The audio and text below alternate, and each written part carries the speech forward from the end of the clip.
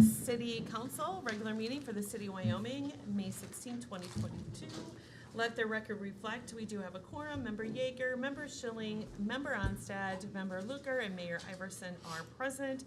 Please stand for the Pledge of Allegiance.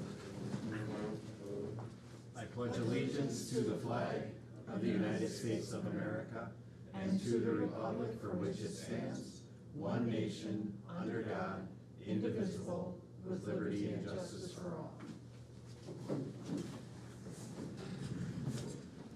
All right, open forum. Is there anybody here tonight for open forum? Want to come up and speak on anything that's not on the agenda? No? Oh. Okay, all right.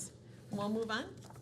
We'll move on to number one, approval of minutes. Number one, consider approving the minutes of the regular meeting of the Wyoming, Minnesota City Council for May 2nd, 2023.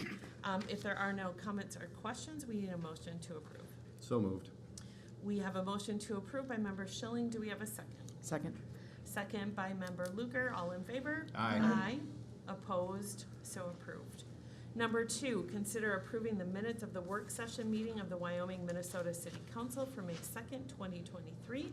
There are no questions or comments. Do we have a motion to approve? So moved.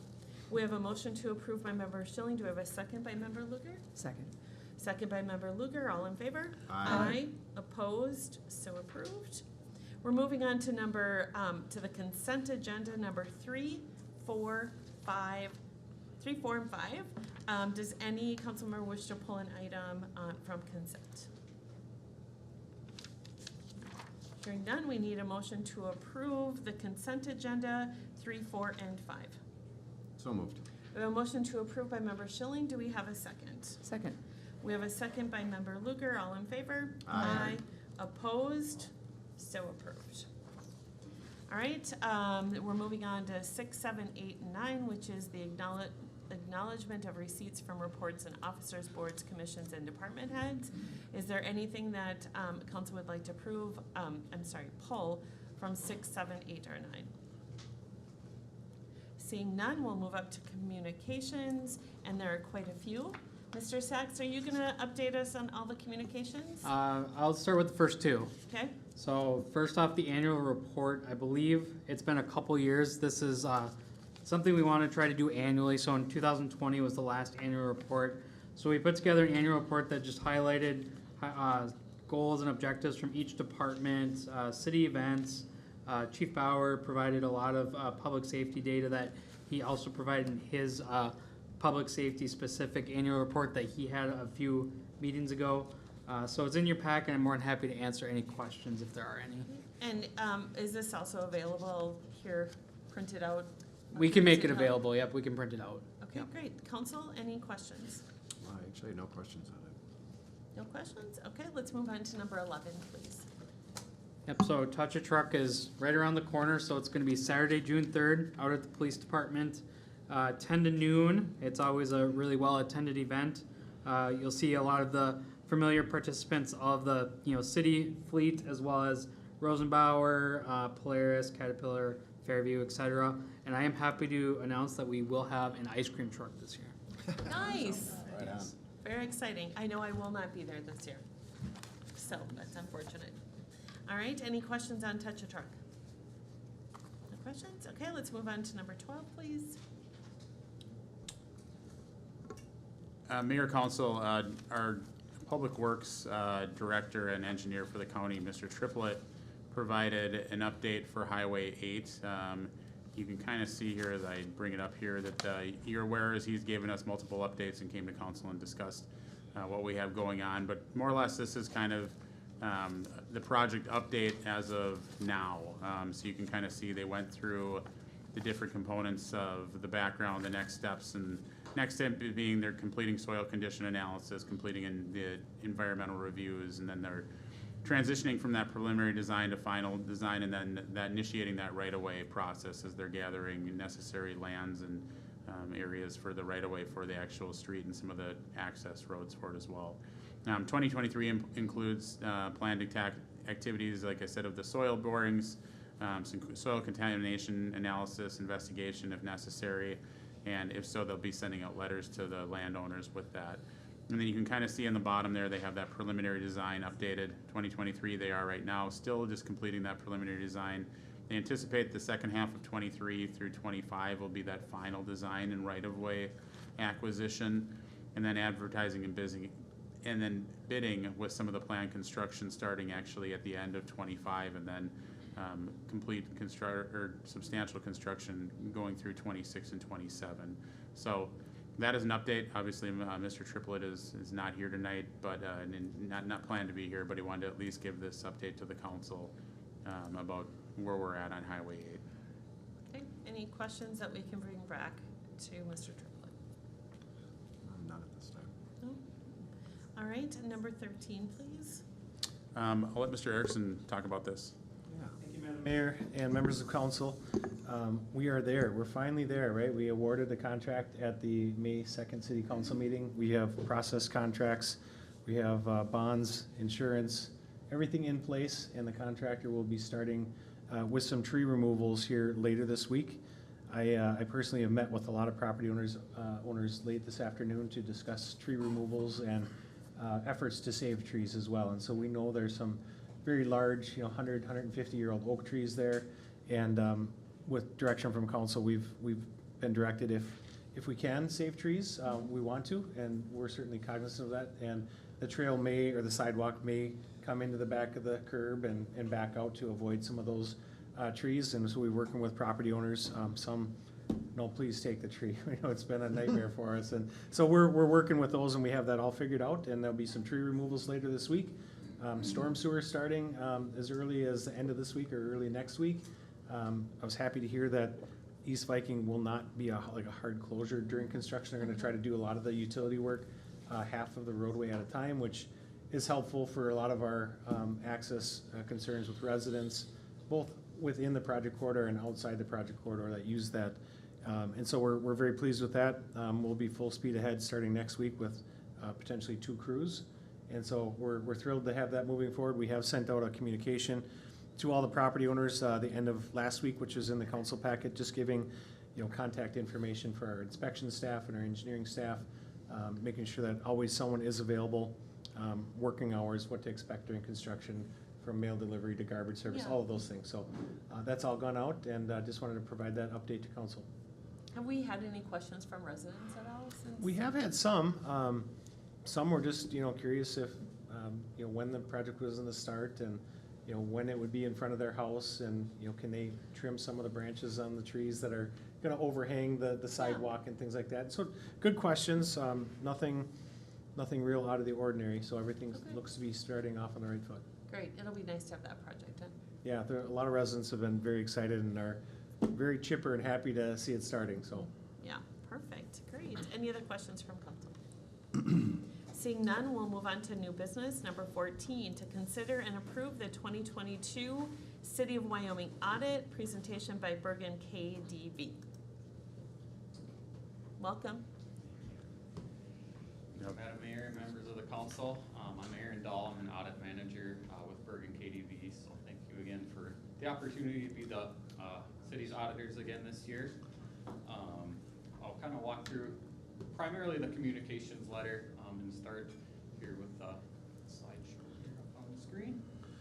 Can everybody hear? I just want to make sure. Did we get that turned on? It is on. It's on? Okay, good. Thank you. The next page Okay. here. All right, we'll start with the independent auditors report. So that's kind of the main purpose that we as auditors provide our audit. Management is responsible for the financial statements, and then us as auditors are responsible to express an opinion on the financial statements. And for 2022, we did issue an unmodified opinion, which is the best opinion we can give as auditors. So everything is fairly stated and presented within the financial statements. We also issue a report surrounding the government auditing standards, and happy to report no audit findings there. And then the final report relates to the Minnesota legal compliance, and happy to report no legal compliance findings there as well. So all around, nice clean reports. So a great job by the city staff and the work that Pavdo does on the financial side. Next, we'll kind of walk through some of the items of the communications letter, just to look at some of the different trends and numbers for the city this year. Starting here with the general fund revenues, so up here on the screen we have the past 5 years presented. Overall revenue did increase by about 108,000 or 2.7% for 2022. The largest increase was in that intergovernmental revenue category, which increased by about 145,000, surrounding federal funding received from the America Rescue Plan Act. So those ARPA funds were used partially in 2022. That increase was partially offset by 45,000 decrease in licenses and permits due to lesser building activity in 2022 compared to 2021. And the other categories were relatively similar to 2021. So a nice increase there, again, about 2.7% on the general fund revenues.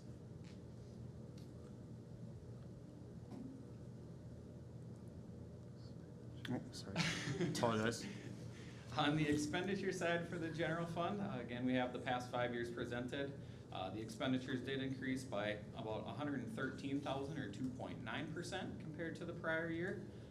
Public works expenditures increased by about 43,000 due to expenditures related to repairs and maintenance and also some street light work.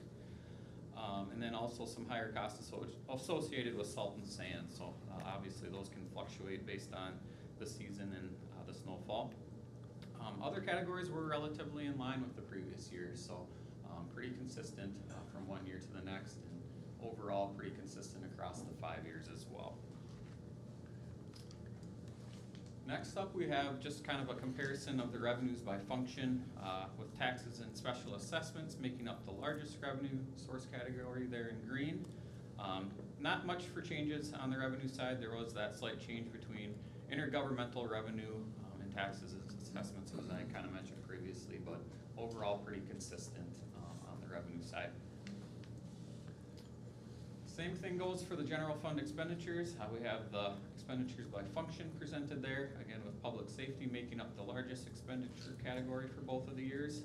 The percentages were almost identical from one year to the next. A little bit of a fluctuation, but again pretty consistent across the board for the general fund. Next, we have the budget to actual results for the general fund. So the city council did approve a budget that called for a little over $4 million in both revenues and expenditures, so a balanced budget. Actual revenues came in about 191,000 over budget, while the actual expenditures were about 22,000 under budget. So factoring in some net other financing uses totaling 488,000, there was a decrease in fund balance by about 274,000 for the year. And that main other financing use was those transfers out of almost 500,000. So that was just kind of excess fund balance at the end of the year that was transferred to other funds that we'll kind of touch base on here in upcoming slides as well. Taking a look at the revenues budget to actual results for the general fund, as I mentioned, they were about 4.8% over budgeted revenues. The intergovernmental revenues were about 154,000 over budget, again based on those ARPA funds that were used. And then licenses and permits were about 50,000 over budget, with some kind of conservative budgeting for that building permit revenue. Obviously those can fluctuate from year to year. The other revenue categories on the revenue side were, again, relatively consistent with the budgeted amounts, so no surprises there. For the expenditures on the budget to actual piece, again, those were under budget by about 22,000 or 0.6%, so fairly consistent on the bottom line there. The largest variance was in public works expenditures, which were about 45,000 under budget, related to some tax abatements and then also lesser salaries and benefits. It looked like there was a position vacancy for a good part of 2022. The other categories showed minor budget variations, so again, pretty spot on the expenditure side. Next, we have the fund balance for the general fund for the past 5 years. The unrestricted fund balance of about 2.4 million at the end of the year represented about 7 months of 2022 expenditures. The city's fund balance policy does target a maintenance of around an amount not less than 55% of the subsequent year's budget expenditures.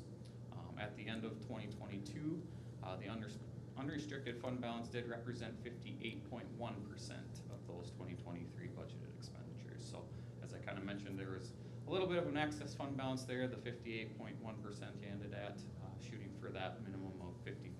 So that's why those transfers were able to be made.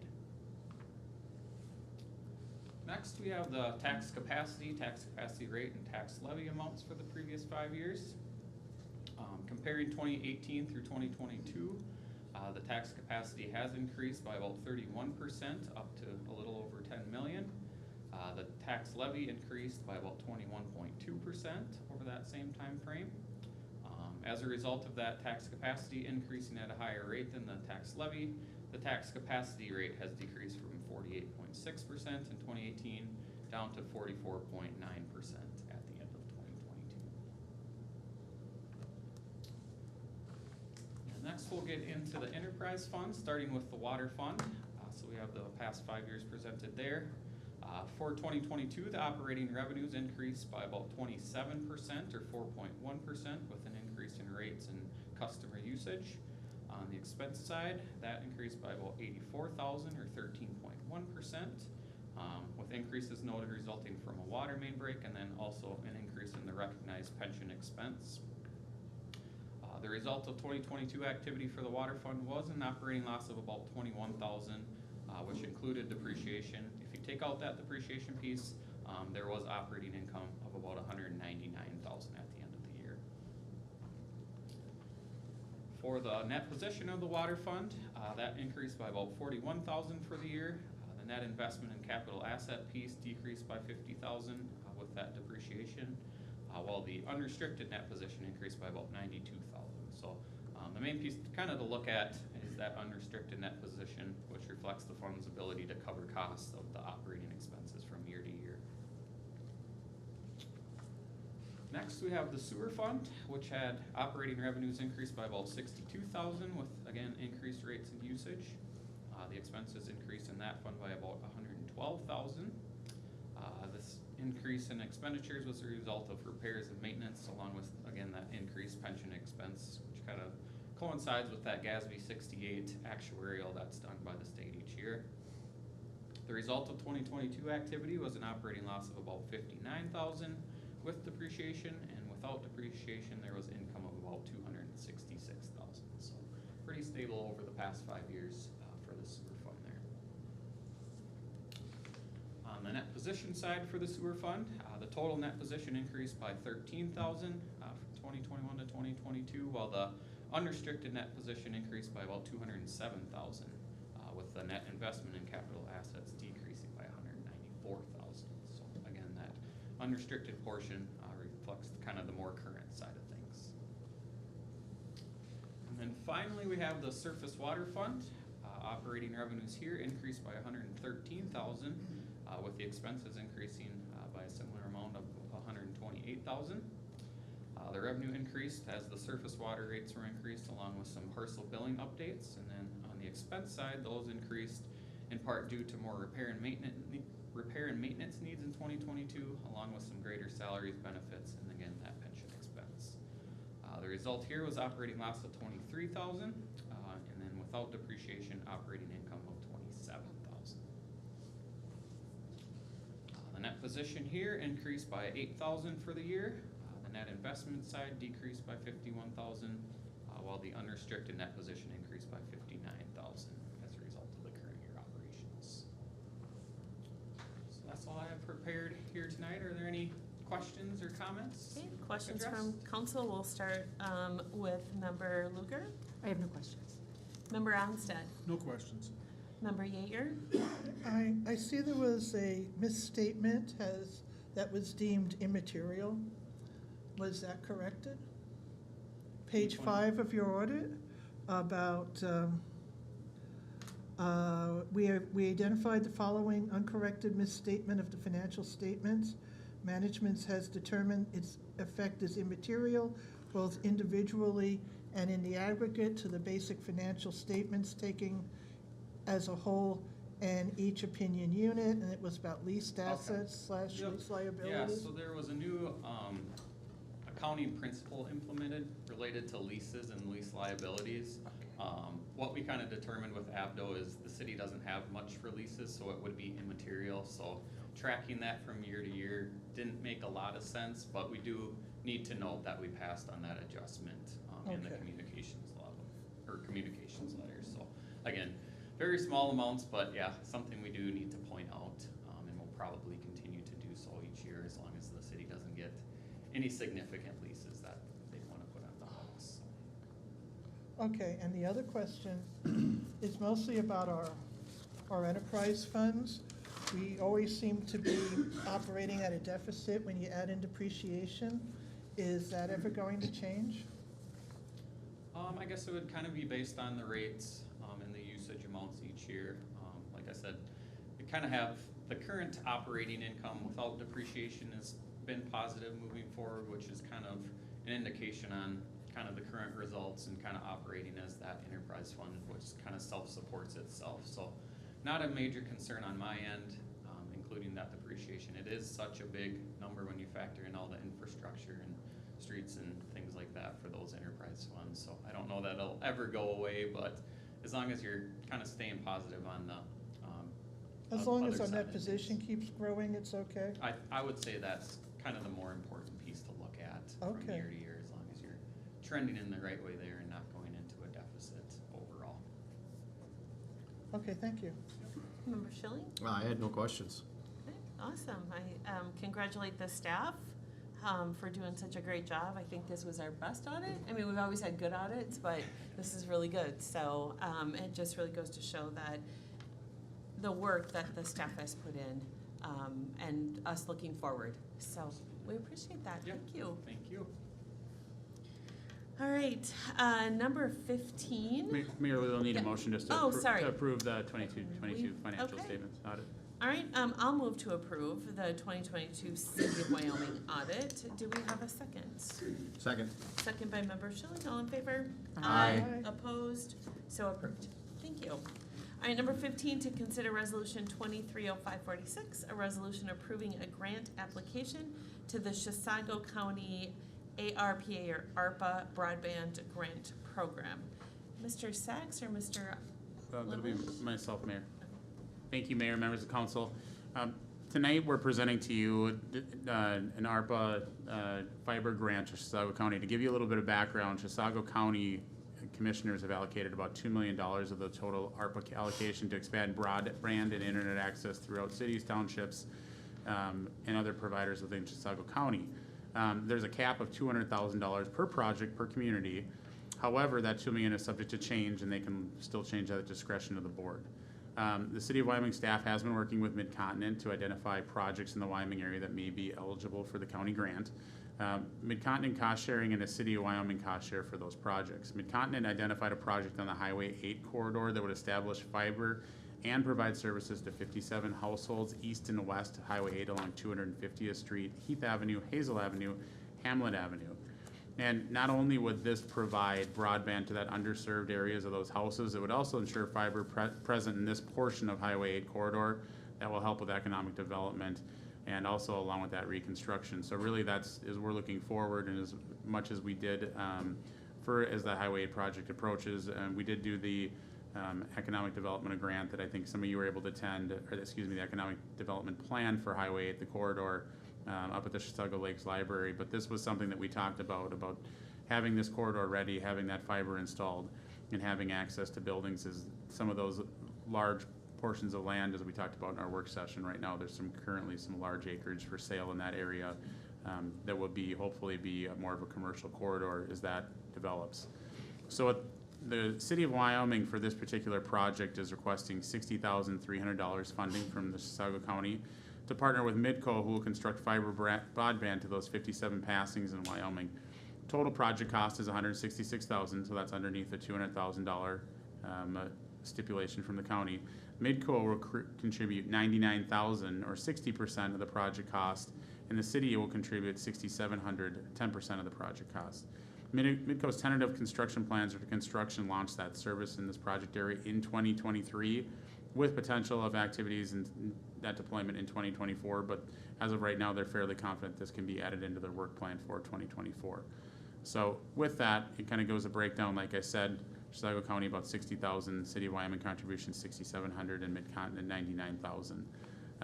This area also is part of an RDOF through Mid-Continent, so there is funding that will come from the federal dollars as well that Mid-Continent is utilizing for that. So with that, staff is requesting that the City Council apply for this grant. Cost would be $6,700 to the City of Wyoming. That would come out of our ARPA dollars. And with that, I can take any questions. Mr. Linwood, for our guests that are here and watching, can you describe what ARPA is? Sure. American Rescue funds, these are funds that the federal government allocated to different government entities, including Chisago, cities, townships. And as part of these dollars, they were costs to try to utilize within your area. And every community had ways that they prioritized the use of these dollars. One thing that Chisago County did was they allocated $2 million to broadband in Chisago County. The City of Wyoming probably stands better than a lot of communities within Chisago County, as there are areas that are very underserved, and I think that's why the county commissioners put this as such a priority.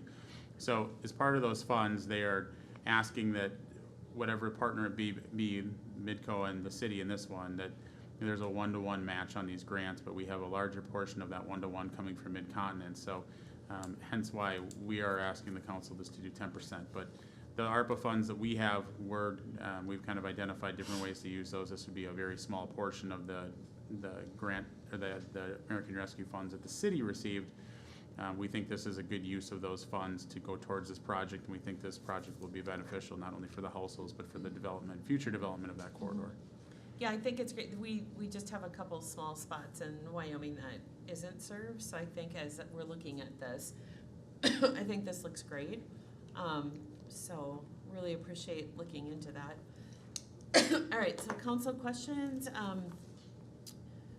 Member Yeager? What happens if the county doesn't give us the grant? Would we still go through with the project using our own ARPA funds? I think we'd have to bring that back to the council to see if you'd want to move forward with the project. Obviously, that would impact the cost significantly, where we'd be, adding another $60,300 to it. So Yeah, I know.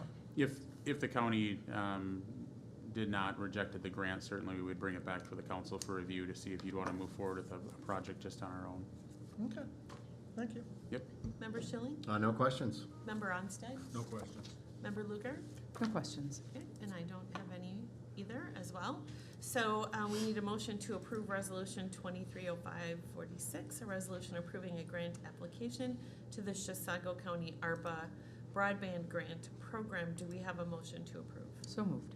Motion to approve by Member Lugar. Do we have a second? Second. Second by Member Schilling. All in favor? Aye. Opposed? So approved. Number 16, to discuss the bid process to be completed by Walden Architects and Kraus Anderson for the Wyoming Public Safety Building. Mr. Linwood, are you starting this off? I will start. Thank you, Mayor. Mayor, members of the council, just a little bit of background information is we did receive an update from Wolg Architects and Kraus Anderson at our May 2nd, 2023 City Council work session. With some of the value engineering that the consultants and staff worked on, we were able to bring the project back into a close to budget with an estimation of 13.5, wouldn't that be nice? 13.5 million to 13.8 million. The council discussed at that work session about the possibility to go out for a formal bid for the project. The city worked with our financial advisor, Baker Tilly, to provide the council some bond runs with those updated numbers along with the tax impacts as well. We have provided that for council tonight. We discussed that a little bit, and what that consultant did was it essentially gave you 4 different bond runs for those different numbers. And so you essentially have 2 bond runs, 2 at 20 years for the or I should say 2 at 20 years, one for 13.5 and one for 13.8. And then you have 2 at 25 years, one for the 13.5 and one for the 13.8. And it really goes through that debt levy and shows that the city's existing debt, and then how those bonds are structured, how we try to maintain on that existing debt, and it'll show those percentage increases on levy within those columns and what those impacts will be to the city if we were to move forward. But A few different components to this that we didn't necessarily talk about a ton at the last meeting. One that we did is that the city has authorized, and we are utilizing a lobbyist right now to try to get funding from the Minnesota State Legislature through the bonding bill. We don't, at this point, we don't believe most likely that'll happen this year. We're also working to try to get funding at the congressionally directed spending level, working with the office of Senator Klobuchar and Senator Smith. We have an agreement for $30,000 for the services from that lobbyist to keep working on those things. But one thing also for the council in consideration on this, if we were to receive funding from the state, then that would be held to B3 guidelines. So basically, those B3 guidelines are held to any new building constructed in the state of Minnesota that received that bonding bill. So that's water, energy, indoor environment, so it's a sustainability thing. So in the long run, a lot of those things are a nice addition to the building because it's going to cut down on operating costs for that building, whether it's solar panels, whether it's geothermal, where it's different components within there. But if that was to happen through the state funding, it at an approximate 15% on the current estimated cost of the building. So approximately $2 million based on those estimates that we have. So currently right now within the state funding, we're asking half of that $15.5 million. What we've done is we factored in that extra cost of that potential necessary B3 components to the state. And we continue to do the same and work through the federal funding. So tonight really was just to be able to give the council some updated numbers to talk about this, and if they were still interested in going out through that bid process or seeing how things played out within the state legislature, the federal congressionally directed spending, and if there's any other questions you had as staff or the consultant tonight. Mr. Jonathan Lucet is here from Wold Architects if there is any questions of him, so he is present and available too. Mr. Linwood, first question I want to ask is, we go out for this bid, and we do get, there's a cost associated to it, and then we get the money, right? But then it all has to be rebid again, correct? And then we're paying again to the architects, if I'm understanding that correctly? There would be costs to design the building. The architects would have to do some work to put in, and Mr. Lucet, feel free to interject, but they would need to do right. For the B3, there would definitely be changes within the design of the building that would be necessary to be able to incorporate that as necessary, as deemed by the state of Minnesota for receiving those dollars and those improvements that we would have to do. So, okay. Yes. Thank you. Okay, Council, we'll start with Member Onstad. Any questions? No questions. Member Schilling? No questions. One of my big things is in the previous meeting, I was kind of pushing forward to go, but it was based on incorrect information that I had. So at this time, I'm gonna hold the course and hope for the best from our legislators and our lobbyists. So. Member Yeager? Okay. You know, I'm disappointed we don't have better numbers for bidding the project. You know, when we do a road project, we have an estimate of probable cost, and and so I know what we're bidding on. I expect our architect and our construction manager to provide the same level of service before going out for a bid. All right, anything else? Was there a question in that as well? No, there's no question in it. I'm also not impressed with the bond runs and the not paying principal for a couple of years. I understand why you do it, but I'm quite old-fashioned. And for me, if I can't pay the principal back, I can't afford the project. I think, just for clarification, the estimate, like we have an engineer estimate from this is the architects and the construction managers. That estimate is their current estimate based on when they had that. Okay. To council, the 13.5 to 13.8, and I think, as they stated, they were fairly confident at that point in that moment, if we didn't receive funding from the state as the building sits right now as presented, that 13.5 would be attainable. Okay, because we talked about going out for bid to get better numbers. So that's why a little confusion. I think the idea was. That was more on me. That was on my side of things. I just wanted to maybe look at it a little closer, but that was also based on, I didn't have all the information in front of me. Hence the reason we're having this conversation now, so. Okay. Member Luker? I agree that new information is eye-opening. We know that our current facilities aren't adequate and they're not healthy for our employees. Our police work out of a pole barn that's 20 years past its functionality. The air quality is terrible, the location is terrible. It isn't even close to industry standards. The situation for fire isn't much better. It's also nowhere close to industry standards for health and wellness of firefighters. The HVAC and ventilation systems are terrible. The apparatus bays are inadequate.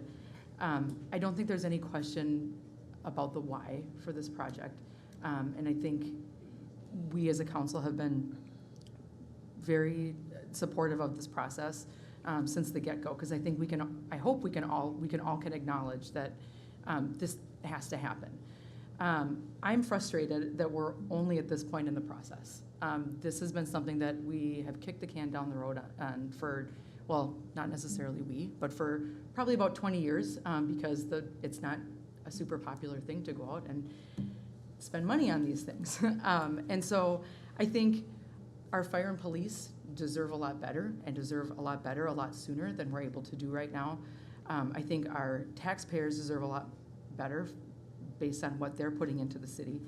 And I think we're all really chomping at the bit to get this done because we need it, all of us as a community. And so all of that said, if I'd known now, or knew 2 weeks ago what I know now, my viewpoint on this probably would have been a little bit different. I don't want to make any, any votes that would jeopardize state or federal funding, especially when we do the cost-benefit analysis of going out for bid now versus waiting to see if we can get state funding. So it seems like we have a good chance of getting some about half of this funded, hopefully, from the state and federal government. And so I guess my preference is to hang tight. So, yeah. With that said, wait for the legislative process to play out. Thank you. Did I already ask you? Mhm. Oh, I did, okay. My answer's the same. Your answer is the No, same, no. okay, sounds good, all right. I will say, Member Lugar, very well said. So really appreciate what you said, and very well said. I just want to make sure that everybody knows, especially with our fire department and police, we are not saying no to this. We will eventually get to what we need. So this is not a no, this is the more information part. So what you said was very true, and this council has worked really hard to make sure we get this done. So thank you for that. All right, so we will need to have a vote, so we'll need a motion, right? We're gonna need, we don't? You don't need a formal. Oh, not no. a formal motion, okay, so, If you're not gonna we take are any- all in we're not taking any- agreement. If you're in agreement not to take any action, Okay. then we don't need a vote. Okay, so, just by asking each member, are you, in favor of not going out for, bids? So, Member Yeager? Yeah, I'm in favor of not going out for any bids. Okay, thank you. Member Schilling? Correct. Member Onstad? I'm in favor of not going out for bids. Okay, Member Luker? Also in favor of holding off for now. I am as well, so there you go, majority. All right, so thank you. Number 17, we're cruising right along to consider a proclamation for National Police Week for May 14th through May 20th, 2023. Can I just say to council members, before we go into closed session, we will give reports. Okay, so just be ready. Okay, so number 17, to consider a proclamation for National Police Week from May 14th through the 20th, 2023. Mr. Sachs? Yep, I will take that, Madam Mayor. Great. Thank you, council. So as you recall, the last meeting, we did National Public Works Week, so let's do National Police Week. And, had we known the dates, we probably would have done it vice versa. But, so National Police Week is occurring right now, May 14th through the 20th. And, we just want to recognize all of the, heroic acts and, what our police officers do. They keep our neighborhoods safe. They put themselves in, places of threat of violence and danger. But they also, we do a lot of really good community policing here. Chief Bauer's done a great job with the culture down there. They're doing a lot of professional development, leadership training, reaching out to the community, and updating several new policies. I know Chief Bauer's done a whole new policy manual over there. So I think their work is to not go unrecognized, and I think I want the council to join and celebrate National Police Week. So I'll take any questions if there are any, or if anybody wants to ask Chief Bauer or anything either. Mr. Sachs, I'm wondering, again, can we get our big traveling sign that says congratulations to our We are police? using that for detours right now for the construction project. All right, where can we get another one? I'm just kidding. So, can we do a sign or something? I mean, I don't know what a cost of a banner is. We Do could we- probably trying to look into some banners Yeah. potentially, yeah. Okay, I just think it's important that the city is aware of that and that we support our police. So, if we could somehow just figure out what that is. Yep. Thank you, I appreciate it. Any other questions? Member Yeager, No question. Member Schilling, No questions. Member Onstead, No question, but I'd like to just say thank you for everything that the Wyoming Police Department does and has done. Member Luker. Also, no questions. Also, thank you for everything you and your team do. All right, so you need a motion to approve this? Okay, I'll move to approve the proclamation for National Police Week for May 14th through the 20th, 2023, and we'll look at banners. Okay, do we have a second? Second. Wow, we have a second, third, and fourth. Do you need to know which one? Luker is I think- second, Onstad's third, Schilling is fourth, so. All right, so if we can really quick, so next on the agenda is actually closed door. So what we're gonna do is do council reports first, and then we're gonna take a break and then enter closed doors. So let's start with Member Luker, your report. I attended the budget work session earlier tonight, as well as the sewer commission last night, as well as the work session on the 5th with city staff and council. Thank you all for coming. Perfect, all right, Member Onstad. I attended the work session on the 5th and the one just prior to this meeting, Okay, and that's it. no park? Was park in there? No, that was, Before then? Last meeting? It was the day before May 1st. It was, Okay. okay, great, thank you. All right, Member Schilling? thank you. I attended the council retreat on the 5th, and then the EDA meeting this previous Monday, and then work session earlier tonight, and thank you for those that are here and whoever's watching. Have a great night. Okay, and Member Yeager? Oh, I attended the retreat and the EDA meeting and the budget work session, and thank you all for coming, and thank you all for watching. Right, I also attended the EDA meeting, the budget workshop, the Joint Sewer Commission, and the retreat. And then I would just like to bring up a couple things. Chief Bauer, I understand that you recently gave an interview to Channel 5 or 11? It was Care 11, Channel 11. Care 11 Yep. with Jana? It was not. It was a different report. It was the program after, it was a 6:30 p.m. Okay. program, yeah. And you had a very serious topic you were discussing, and you did a very good job. Thank you. Yeah, just wanted to give you kudos for Thanks. that. You can still find that on Care 11. Correct. So there's a link, so good job on that. So really appreciate that. And I would also publicly like to say thank you to Bruce and Nancy Spangler and to the Girl Scout troops. I believe that was for our national tree, help me out, Arbor Day. Our Arbor Day tree Arbor planting. Day, Yes. exactly. All right, so we really appreciate those donations. And with that, that's all we have. So what we'll do is we'll adjourn for 10 minutes. What? Oh, we'll recess, sorry, yes, we will recess for 10 minutes. 10 minutes? We'll go 10 just to get everybody cleared out. So maybe if it's sooner than that, but we'll go 10. Okay? All right, thank you, we're in recess.